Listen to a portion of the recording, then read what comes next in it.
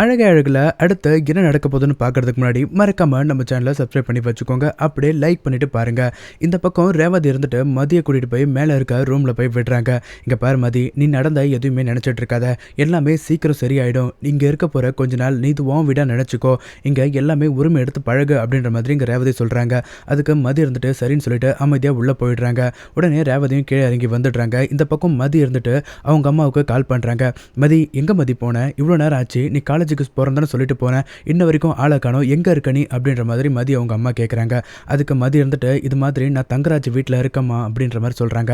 உடனே அதுக்கு மதி அவங்க அம்மா இருந்துட்டு அங்கே என்னடி பண்ற, மறுபடியும் ஏதாச்சும் பிரச்சனை பண்ணிட்டியா, இப்போ எதுக்கு நீ அங்கே போன அப்படின்ற மாதிரி கேட்குறாங்க. அதுக்கு மதி இருந்துட்டு இல்லைம்மா, நான் என்ன சொல்ல வரேன்னு ஃபர்ஸ்ட்டு கேளு அப்படின்ற மாதிரி சொல்றாங்க. சொல்லுடி, என்ன பண்ணி தொலைச்ச அப்படின்ற மாதிரி கேட்குறாங்க. காலையில் நான் போலீஸ் ஸ்டேஷனுக்கு போனோமா, போலீஸ் ஸ்டேஷனுக்கு போயிட்டு அங்கே சுரேஷ் மேலே கம்ப்ளைண்ட் கொடுத்தேன் அப்படின்ற மாதிரி சொல்றாங்க. என்ன காரியம் பண்ணி வச்சிருக்க, இப்போதான் அந்த வீட்டில் கொஞ்சம் கொஞ்சமாக ப்ராப்ளம் முடிய போதுன்னு நினச்சிட்டு இருந்தேன், நீ மறுபடியும் போயிட்டு ஏன் மாப்பிள்ளை மேலே கம்ப்ளைண்ட் கொடுத்த அப்படின்ற மாதிரி கேட்குறாங்க. அம்மா, காலையில் அவர் என்ன காரியம் பண்ணார் தெரியுமா, எனக்கு கால் பண்ணி மிரட்டாரு, நீ இதுக்கப்புறம் இங்கே வரவே கூடாது, நீ இல்லைனா நான் நிம்மதியாக இருப்பேன் அப்படின்னு சொல்லி என்னை ரொம்ப போட்டு டார்ச்சர் பண்ணுறாருமா, அதனால தான் நான் ஸ்ட்ரைட்டாக அவர் மேலே போயிட்டு கம்ப்ளைண்ட் கொடுக்க போயிட்டேன் அப்படின்ற மாதிரி சொல்கிறாங்க. இதை நீ என்கிட்ட சொல்லியிருக்கலாம்லடி, நாங்கள் ஒன்றா சேர்ந்து பேசியிருப்போம்ல அப்படின்ற மாதிரி சொல்கிறாங்க.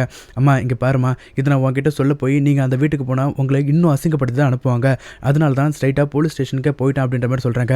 இங்கே பாருமதி, இப்போ என்னடி ஆச்சு, அவங்க வீட்டில் என்ன நடந்துட்டு இருக்கு அப்படின்ற மாதிரி கேட்குறாங்க.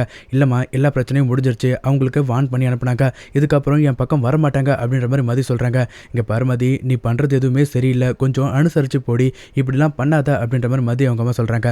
இங்கே பாருமா, இதுக்கப்புறம் எந்த ப்ராப்ளமும் வராது, போலீஸ் நல்லா வான் பண்ணி அனுப்பிச்சிட்டாங்க, இதுக்கப்புறம் ஏதாச்சும் என்கிட்ட ப்ராப்ளம் பண்ணாங்கன்னா அவரோட வேலைக்கே ஆப் ஆகிடும் அப்படின்ற மாதிரி இங்கே மதி சொல்லிட்டு இருக்காங்க.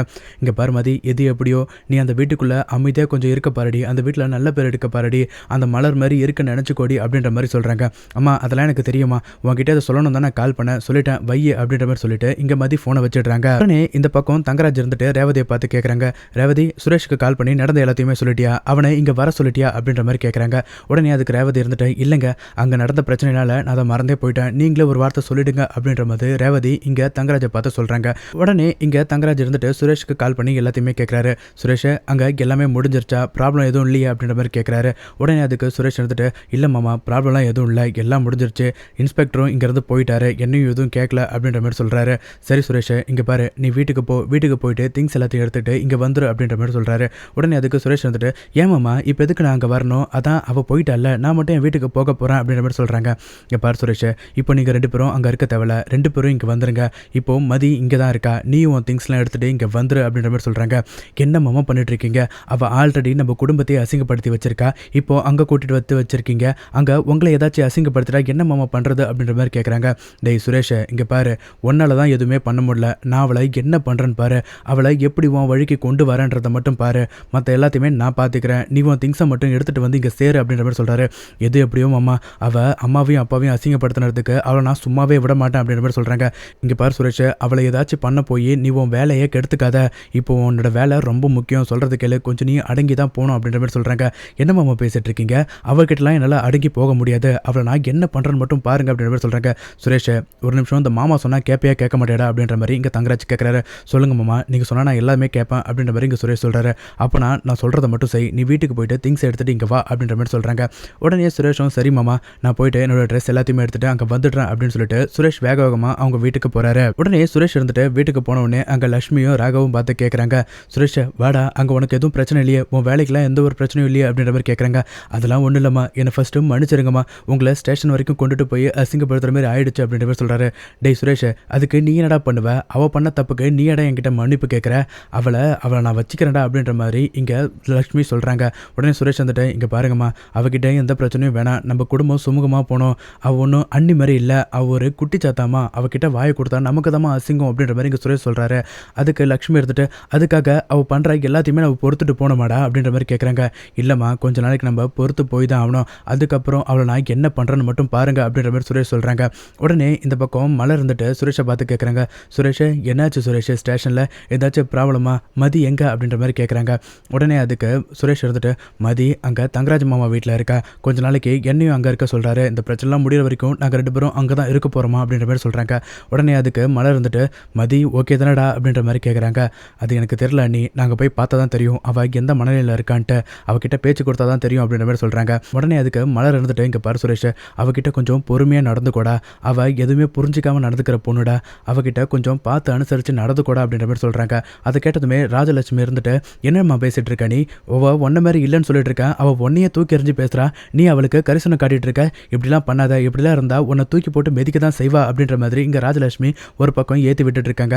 உடனே அதுக்கு மலர்ந்துட்டு அத்தை, அவள் எதுவுமே புரியாமல் பேசிகிட்டு இருக்கா அத்தை, அவள் கோவத்தில் தான் பேசினா, அவள் மனசுல இருந்து பேசலன்றது மட்டும் எனக்கு நல்லா தெரியும் அப்படின்ற மாதிரி சொல்கிறாங்க.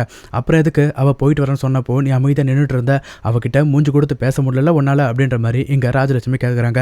உடனே அதுக்கு மலர் இருந்துட்டு அதெல்லாம் ஒன்றும் இல்லை அத்தை, நான் அவகிட்ட பேசுவேன், அதுக்கான நேரம் வரட்டும், அவளை இந்த குடும்பத்தை பற்றி எடுத்து சொல்லுவேன், குடும்பத்தில் எப்படி இப்படி நடத்துக்கணுன்ட்டு அவகிட்ட நான் புரி வைக்கிறேன் அத்தை அப்படின்ற மாதிரி சொல்கிறாங்க.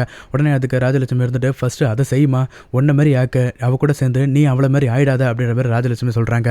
அப்போ தான் பாக்கியராஜ் வீட்டுக்கு வராரு. டேய் சுரேஷே, என்னடா ஆச்சு, ஏன் இவ்வளோ டென்ஷனாக வந்து நிற்கிற, அம்மா என்ன ஆச்சுமா, ஏமா கண் கலங்கி நிற்கிற அப்படின்ற மாதிரி இங்கே பாக்கியராஜ் கேட்குறாரு.